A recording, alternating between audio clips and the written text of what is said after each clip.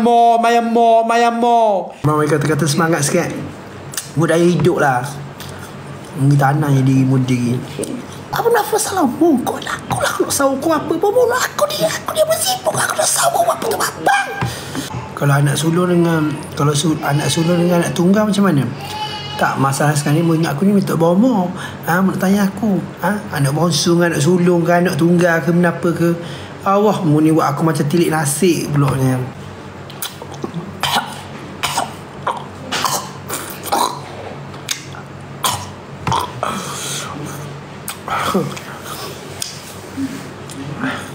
Terlekat apple ni sebaik kot. Mama kata-kata semangat sikit. Budaya hidup lah. Kita tanah jadi mudi. Duduk atas tanah. Kalau mungkin lagi tuk mu banyak sahu. Apa nafas salah mu? Kau lah nak sahu kau apa? Bobo aku dia bersibuk. Aku nak sahu apa tu babang. Abang nak tanya kenapa abang pakai slipper? Ikut pandang aku lah kaki aku. Aku beli slipper bukan aku dah pergi tembak pok mong. Sibuk lah pandang aku lah. Tak pernah nyusah pun hidup mak pok mong. Aku pakai slipper ke pakai benda ke. Sibuk ni pakai slipper benda kau. Benda Aku nak pakai slipper ke nak pakai benda ke. Jadi ke isu pula aku pakai slipper dalam video tu. Bukan aku nak pakai slipper ke, aku nak pakai benda ke. Apa? Mu kalau pakai slipper nampak lo kelah ha? Kok mu lah dek. Masih ngocik dah ni. Duk ketika aku pakai lipa ambil gambar dengan Arab. Dah jadi mana? Kasih minyak.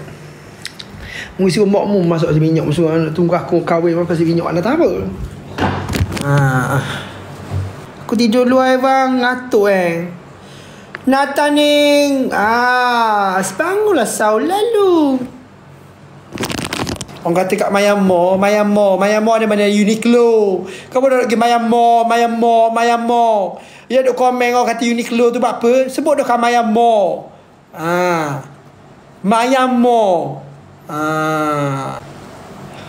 Apalah ya ada benda-benda ubi nak sebut-sebut yang Kelantan tu buat apa? Okey kau ya orang nak pergi. Dia tak nak di dah. Okey dia simpan dulu. Simpan sedih di dulu. Esok dia kita bincang esok ni. Abang tak larat nak layan di sekarang ni. Okey? Di sedih dulu. Disimpan sedih di dulu. Esok okey? Di sabar tau. Dia cuba try cari pengganti dulu. Okey? Ni nak pisang? Dia nak pisang?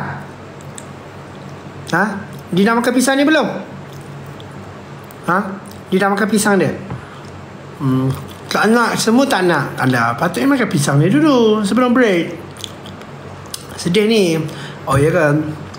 Macam tu lah. Abang tak ada nak buat apa. Sekarang abang sekarang menikmati pisang. Dia sabar Dia orang tak nak kita. Kenapa kita nak paksa?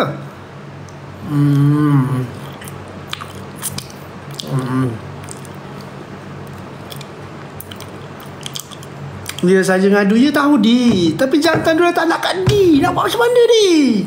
Dia kena sabar. Okay? Dia kena sabar. Okay?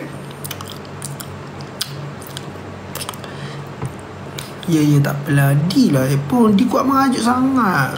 Jantan ni tak boleh juga nyik.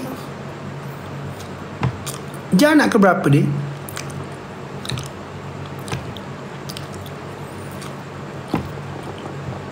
Dia anak ke berapa?